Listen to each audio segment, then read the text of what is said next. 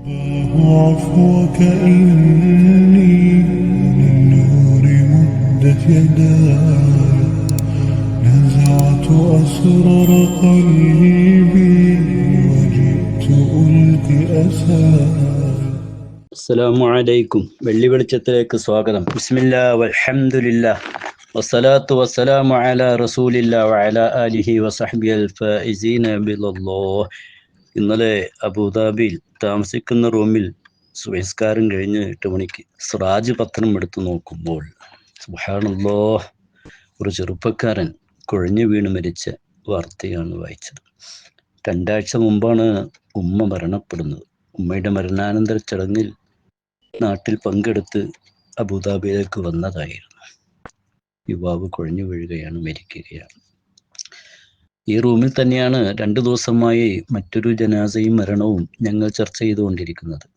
അതെ, ജ്യേഷ്ഠന്റെ മരണാനന്തര ചടങ്ങിൽ പങ്കെടുക്കാൻ അനുജൻ നാട്ടിലെത്തി. ഭാര്യയും ഉണ്ടായിരുന്നു കൂടെ.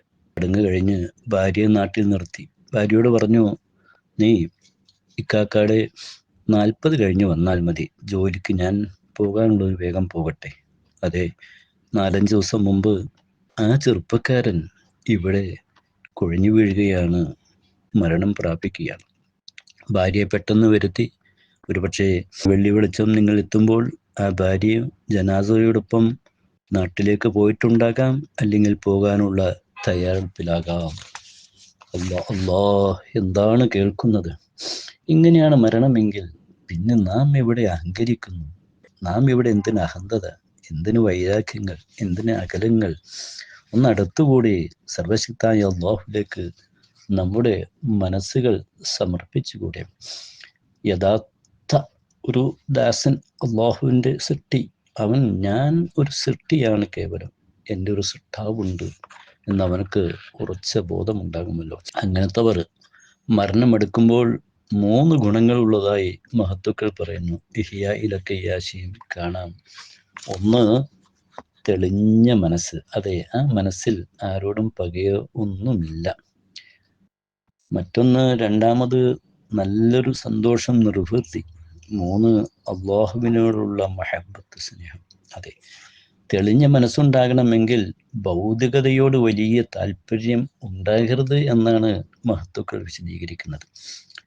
ഇപ്പോൾ പലപ്പോഴും ഭൗതികതയോട് അല്ലെങ്കിൽ ദുനിയാവിനോട് പ്രേമം വർദ്ധിക്കുമ്പോൾ എന്തൊക്കെയോ കാണിച്ചു കൂട്ടുന്നു. രണ്ടാമത്തത്, നല്ല സന്തോഷം, നിർവൃതി എന്ന് പറഞ്ഞാൽ ദിക്റുകൾ ധാരാളം വർദ്ധിപ്പിക്കുക. അങ്ങനത്തെവർക്ക് ആ മരണസമയം ഒരു സന്തോഷത്തിൻ്റെതാകും. അള്ളാഹുവിനുള്ള സ്നേഹം എന്ന് പറയുമ്പോൾ അത് സദാ സമയം അവൻ്റെ മനസ്സിൽ പടച്ചതമ്പുരാൻ നിറഞ്ഞു നിൽക്കണം. അള്ളാഹുവിനെ അവൻ ശരിക്കും ഗ്രഹിച്ചിരിക്കണം, അറിഞ്ഞിരിക്കണം. ഖദ് അഫ്ലഹ മൻ തസക്ക വദക്കറ ഇസ്മ റബ്ബിഹി ഫസല്ല. അതെ, സ്വന്തം ആത്മാവിനെയും ശരീരത്തിനൊക്കെ നന്നാക്കി സംസ്കരിച്ചെടുത്ത ആൾ, റബ്ബിനെ ഓർക്കുകയും ദിക്റുവല്ലുകയും ചെയ്ത ആളുകൾ, ഇവർ വിജയിച്ചിരിക്കുന്നു എന്ന് ഖുർആൻ അടിവരയിട്ടുകൊണ്ട് പ്രഖ്യാപിക്കുകയാണ്. അപ്പോൾ മനഃശുദ്ധി വളരെ പ്രധാനമാണ്. ഇലാഹി സ്മരണ നാവിലും കൽബിലും എപ്പോഴും ഉണ്ടാകണം.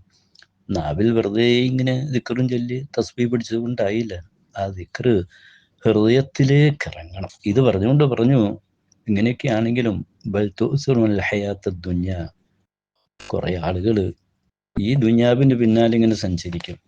വല്ലാഖിറത്തു ഖൈറും വബഖ, പരലോകം ഉത്തമമാണ്, അത് ശാശ്വതമാണ്. എന്നാൽ അത് ഓർക്കുന്നവർ ഇല്ലാത്തവരുമുണ്ട് എന്ന ഖുർആനിൻ്റെ മുന്നറിയിപ്പാണ് നൽകുന്നത്. അപ്പോൾ തെളിഞ്ഞ മനസ്സുമായി മരണത്തെ പ്രാപിക്കാൻ നാം തയ്യാറാകുന്നുവെങ്കിൽ വിനയം നമ്മുടെ മുഖമുദ്രയാകട്ടെ. കിബറും അഹങ്കാരവും ഒന്നും വേണ്ട. എന്ന് അഹങ്കരിക്കാൻ നമ്മുടെ കയ്യിൽ എന്തുണ്ട്? ഇനി എത്ര കോടീശ്വരനായിരുന്നു, അള്ളാഹു തന്നതല്ലേ. ഒരു സെക്കൻഡ് കൊണ്ട് അതെല്ലാം അങ്ങ് നിലച്ചു പോകാമല്ലോ. നാം ചിന്തിക്കുന്നില്ല എന്ന് മാത്രം. ഇപ്പോൾ നമ്മുടെ ഇസ്ലാമിൻ്റെ ഖലീഫമാരെയൊക്കെ നോക്കുക. മുത്തനബി സ്വല്ലല്ലാഹു അലൈഹി വസല്ലം ഇങ്ങോട്ട് തന്നെ എടുക്കാം. നബിതങ്ങൾ വളരെ ദുർബലരോടൊപ്പം, അവഗണിക്കപ്പെട്ടായി ജനങ്ങൾ കാണുന്നവരോടൊപ്പം ഒക്കെ അങ്ങോട്ട് കടന്നു ചെല്ലുന്നു, അവരോടൊപ്പം ഇരിക്കുന്നു, ഭക്ഷിക്കുന്നു, അല്ലേ? ഷെയ്ഖ് റിഫായി തങ്ങളെ കുറിച്ച് നാം ഓർത്തതല്ലേ ഉള്ളൂ. അടുത്ത ദിവസങ്ങളിൽ കുഷ്ഠരോഗികളിലേക്ക് അങ്ങോട്ട് ചെല്ലുന്നു, മറ്റു രോഗികളെ പരിചരിക്കുന്നു, വൈരുജാലിസു ഹും വയക്കുനും മഴഹും, അവരോടൊപ്പം ഇരിക്കാനോ ഭക്ഷണം കഴിക്കാനോ മടിയില്ല. അലി അള്ളാഹുനു, ഉമർ അള്ളാഹുനു, ഇവരൊക്കെ ഭരണകാലമൊക്കെ നോക്കുക, വീട്ടിലെ കാര്യങ്ങളൊക്കെ അവർ സ്വന്തം നടത്തിയിരുന്നു. ഒരുപക്ഷെ കീറി തുന്നിയ കുപ്പായം ഇട്ടുകൊണ്ടാണ് ഭരണാധികാരി സഞ്ചരിക്കുന്നത്. വീട്ടിലേക്കുള്ള സാധനങ്ങളുമായി അലി അള്ളാഹുന് പോവുകയാണ്. മാംസം ഒരാൾ പറഞ്ഞു ഞാൻ കൊണ്ടുവരാം, അത് വേണ്ട, അത് കുടുംബനാഥൻ തന്നെ കൊണ്ടുപോകലാണല്ലോ അഭികാമ്യം, അല്ലേ? അങ്ങനത്തെ ചരിത്രങ്ങൾ കാണാം. ഉമർ ബിൻ അബ്ദുൽ അസീസ് റളിയല്ലാഹു അൻഹു വളരെ മാതൃകാപരമായ ഭരണം നടത്തിയ ഭരണാധികാരിയാണ്. അതാ നിരവധി ഉപമകൾ, ഉദാഹരണങ്ങൾ ഒന്നെടുക്കാം. ഒരതിഥി വീട്ടിലേക്ക് വരികയാണ്. അങ്ങനെ സംസാരിച്ചു കൊണ്ടൊക്കെ ഇരിക്കുമ്പോൾ വിളക്കണഞ്ഞു പോയി. ആ വിളക്ക് ശരിയാക്കി എടുക്കണം, വെളിച്ചമുണ്ടാക്കണം. അതിഥി സഹായിക്കാൻ തുനിഞ്ഞപ്പോൾ വേണ്ട, അതിഥിയല്ലേ, അതുകൊണ്ട് ഇത് ഞാൻ തന്നെ ചെയ്യാം. അപ്പോൾ വന്ന് വിരുന്നുകാരൻ പറഞ്ഞു, എന്നാൽ ഞാൻ വൃദ്ധനെ, സേവകനെ വിളിക്കട്ടെ.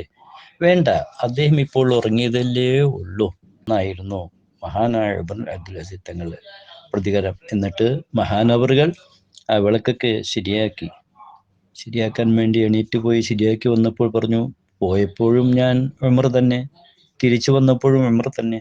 അഥവാ ഞാനൊരു ഭരണാധികാരി, മറ്റു സേവകന്മാർ എൻ്റെ അടുത്തേക്ക് വരട്ടെ, അങ്ങനത്തെ ഒരു ചിന്തയല്ല. ഞാനും ഒരു സാധാരണക്കാരൻ, ഞാൻ അള്ളാഹുവിൻ്റെ സൃഷ്ടി. പിന്നെ ഭരണം, അധികാരം എന്നൊക്കെ പറഞ്ഞാൽ ജനങ്ങളെ സേവിക്കാൻ വേണ്ടി പടച്ച തമ്പുരാൻ തന്നത്. പക്ഷെ അതിലും അവർക്ക് അഹംഭാവമല്ല.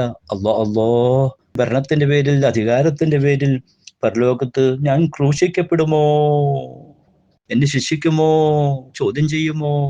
ഇതായിരുന്നു മഹത്തുക്കളായ ഭരണാധികാരികളുടെ എപ്പോഴുമുള്ള ആലോചനയും ചിന്തയും ആശങ്കയും. അങ്ങനെ ആശങ്കയായി അവർ കഴിയാം. അപ്പോൾ ഹൃദയത്തിൽ നിന്നുകൊണ്ട് ഈ കിബറൊക്കെ ഒന്ന് എടുത്തു കളയാം. അംർ ബിൻ ഷൈബ റളിയല്ലാഹു അൻഹു പറയുന്നത് നമുക്ക് വായിക്കാം. മക്കത്ത് സഭാ മറുവക്കിടയിൽ കഴുതപ്പുറത്ത് ഒരാൾ ഒരല്പം പ്രൗഢിയോടെ, കുറച്ച് കുട്ടികളൊക്കെ കൂടിയുണ്ട്, ഇങ്ങനെ നടക്കുന്നു. അദ്ദേഹത്തിൻ്റെ സേവകന്മാർ ജനങ്ങളെയൊക്കെ മാറ്റി ഇയാൾക്ക് സഞ്ചരിക്കാൻ വേണ്ടി അങ്ങനെ ഒരു രംഗം കണ്ടു. കുറേ നാൾ കഴിഞ്ഞപ്പോൾ അദ്ദേഹം പറയുന്നു, ഞാൻ ബഗ്ദാദിലെത്തി. എന്നാൽ അന്ന് സഫാ മറുവക്കിടയിൽ കണ്ട ആളുടെ മുഖച്ഛായ പോലത്തെ ഒരാളെ ഞാൻ ഇങ്ങനെ സൂക്ഷിച്ചു നോക്കി. അദ്ദേഹം ചോദിച്ചു, എന്താ എന്നെ ഇങ്ങനെ നോക്കണേ? അല്ല, ഞാൻ ഇങ്ങനെ മക്കയിൽ വെച്ച് ഒരാളെ കണ്ടിരുന്നു, അദ്ദേഹത്തിന്റെ പ്രൗഢി നടത്തമൊക്കെ എൻ്റെ മനസ്സിലിങ്ങനെ ഓർത്തു. അത് ഞാൻ തന്നെയായിരുന്നു. കണ്ണുമുട്ടിയ ആള് പറയാണ്, ഞാൻ തന്നെയാ. എല്ലാവരും താഴ്മ കാണിക്കേണ്ട സ്ഥലത്ത് ഞാൻ ഒരല്പം അഹന്തത നടിച്ചു പോയി. ഇപ്പോൾ അള്ളാഹു ജനങ്ങളെ ഉയർത്തിയ സ്ഥലത്ത് എന്നെ താഴ്ത്തിയിരിക്കുന്നു. കാലിൽ ഒരു ചെരുപ്പ് മൂലമില്ലാത്ത അവസ്ഥയിലാണ് കണ്ടെന്ന് അംർ ബിൻ ഷൈബ വിവരിക്കുമ്പോൾ നമ്മൾ പറഞ്ഞു വരുന്നത്, ഈ ഭൗതിക ലോകം അഹങ്കരിക്കാനുള്ളതല്ല. പിന്നെ താഴ്മ, വിനയം പ്രകടിപ്പിച്ച് മറ്റുള്ളവരിലേക്ക് അടുക്കുകയാണ് വേണ്ടത്. അങ്ങനെ മനഃശുദ്ധിയും ചെയ്ത് അല്ലാഹുവിലേക്ക് നാം അടുക്കണം. ദുനിയാവിൻ്റെ പിന്നാലെ വല്ലാതെ കൂടി കസർത്ത് കാണിച്ച് അങ്ങും ഇങ്ങും തർക്കങ്ങളും ബഹളവും ഒക്കെ ഉണ്ടായി അയൽവാസിയെ പോലും തിരിച്ചറിയാതെ, അല്ലെങ്കിൽ സ്വന്തം മാതാപിതാക്കളെ പോലും ചിലപ്പോൾ മനസ്സിലാക്കാൻ സമയം കിട്ടാതെ എന്തിൻ്റെയൊക്കെയോ പിന്നാലെ സഞ്ചരിച്ച് മറ്റുള്ളവരെ കാണുമ്പോൾ അവനാരാ എന്ന നിസ്സാര ഭാവത്തോടെ കണ്ട് സ്വയം അഹംഭാവം മനസ്സിലേക്ക് കയറ്റി ശൈത്താന്റെ പിന്നിൽ കൂടുന്ന ഒരു വിഭാഗമുണ്ട്. സൂക്ഷിക്കുക, ശ്രദ്ധിക്കുക. താഴ്മയാണ് ഉയർച്ചയുടെ കവാടം, പുരോഗതിയിലേക്കുള്ള സ്രോതസ്.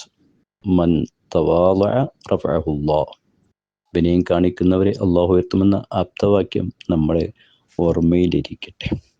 പിന്നെ നമ്മളുടെ മനസ്സുകൾ, ഈഗോകൾ കയറ്റിവെച്ച് മനസ്സുകളെ ദുഷിപ്പിക്കാൻ പിശാച് എപ്പോഴും കൂടെ ഉണ്ടല്ലോ. പിശാചിൻ്റെ ഡ്യൂട്ടി ആളുകളെ വഞ്ചിക്കലാണ്. അബ്ദുല്ലാഹിബ്നു മസ്ഊദ് റളിയല്ലാഹു അൻഹു പറയാ, ദിക്ർ ചൊല്ലിക്കൊണ്ടിരിക്കുന്ന സംഘത്തെ പിശാച് കണ്ടു, അങ്ങോട്ട് കയറി ചെന്നു.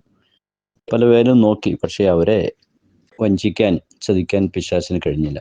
അവിടെ നിന്നിറങ്ങി ഭൗതിക കാര്യങ്ങൾ സംസാരിക്കുന്ന ഒരു ടീമിൻ്റെ അടുത്തെത്തി. അങ്ങനെ ഇടപെട്ടു. അവർക്ക് തമ്മിൽ തർക്കങ്ങളായി. അപ്പോൾ ആ തർക്കം പരിഹരിക്കാൻ ആദ്യത്തെ ദിക്ർ സംഘത്തിന് ഇറങ്ങി വന്ന് ഇടപെടേണ്ടി വന്നു. അതോടെ ഇബ്ലീസ് ഉദ്ദേശിച്ചത് അവിടെ നടന്നു. അപ്പം എങ്ങനെയെങ്കിലുമൊക്കെ ജനങ്ങളെ വഴിതെറ്റിക്കാൻ നോക്കുന്നതിൻ്റെ ഒരു ഭാഗമാണ് ദിക്റിനെ തടയും, നന്മയെ തടയും. അപ്പം കലഹമുണ്ടാക്കാൻ ശ്രമിക്കും. കിബറും അഹങ്കാരവും ഒക്കെ ചിലരുടെ മനസ്സിലേക്ക് കയറ്റി വെച്ച് അവരെ ദുഷിപ്പിക്കാനൊക്കെ ശ്രമിച്ചു കൊണ്ടിരിക്കും.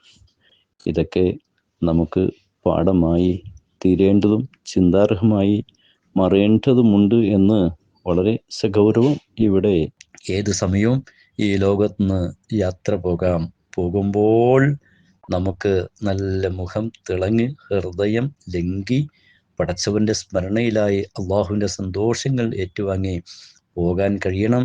ജഗന്യന്താവായ റബ്ബുൽ ഇസ്സത്ത് നാം ഏവരെയും അനുഗ്രഹിക്കട്ടെ. വ ആഖിറു ദഅവാന അനിൽ ഹംദുലില്ലാഹി റബ്ബിൽ ആലമീൻ.